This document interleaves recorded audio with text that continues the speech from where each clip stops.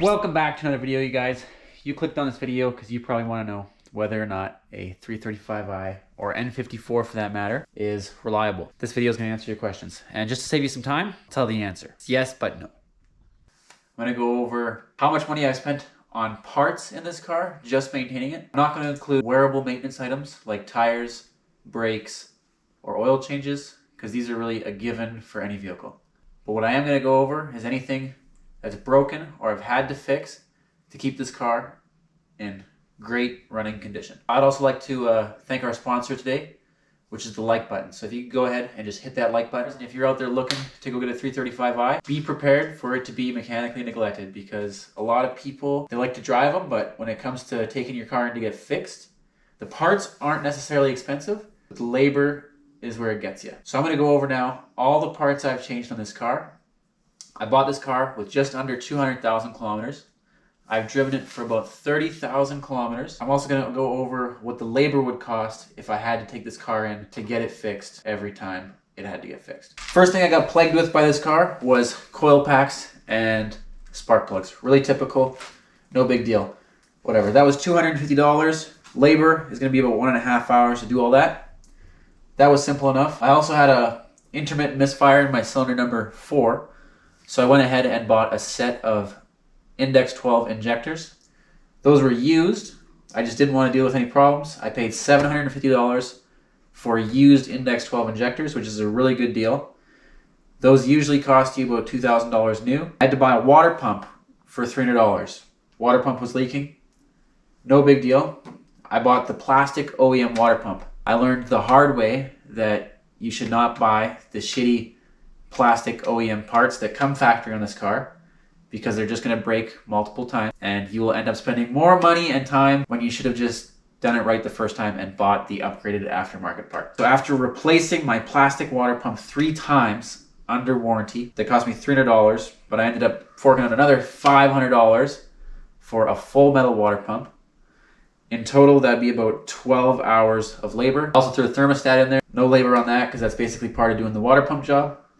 There was also some miscellaneous coolant hoses in there, that around $100. I'm not going to put antifreeze in the total price here, but I've probably spent hundreds of dollars in antifreeze. The radiator was leaking as well. That was $150 and 3 hours of labor. Belts and tensioners, which were $150, 3 hours of labor. The oil filter housing gasket likes to leak. There's 2 gaskets here. They usually take out your belts and tensioners, and if left long enough untended, it can actually take out your engine. That's a whole nother ball game. I know that sounds crazy. You get sucked behind the crank pulley. These oil filter housing gaskets were cheap.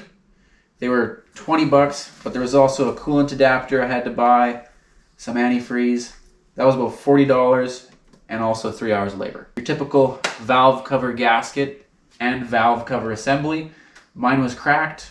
That cost me about $300 to change and about 5 hours of labor. Walnut blast, huge thing on your N54, super overlooked, requires the intake manifold to be pulled off, charge pipe, and you actually have to clean all of your intake ports with basically a walnut blaster.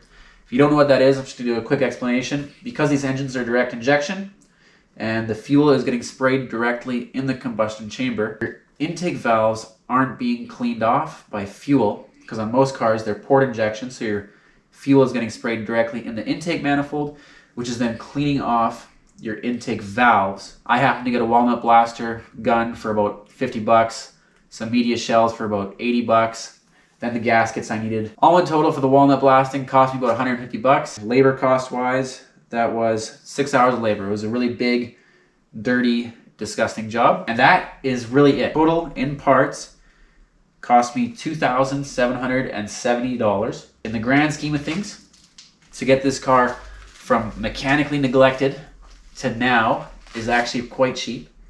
And I've also been running full bolt-on, has the most aggressive stage 2 map you can run on it, running 21 pounds of boost. This thing has been nothing but solid and reliable and a load of fun. If we want to tally in all the labor for all those tasks, that'd be about 34.5 hours of labor, which I totaled to $5,175. I think owning one of these cars and being mechanically competent and being able to work on it is probably one of the best things you can do. Now that the car is mechanically sorted, I do think it is reliable.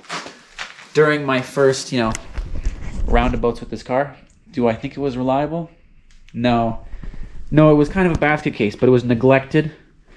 Driven hard, put away wet. Once you work all the kinks out, all the bugs out of it, you put in the time, you spend a few grand. I mean, really, it's not just a Honda Civic. It's a fun, fast car that is reliable. Make sure you leave a comment down below and let me know whether or not you think this engine is reliable or just a overcomplicated piece of junk. I do think this engine is extremely reliable. I put this car through so much, I honestly cannot believe it's still running. I constantly beat on it, spin the tires. I'll be taking it to the drag strip. I actually plan to throw a big fat single on it, and we're gonna see what this thing can do. I can't wait to show you guys. We'll see you next time.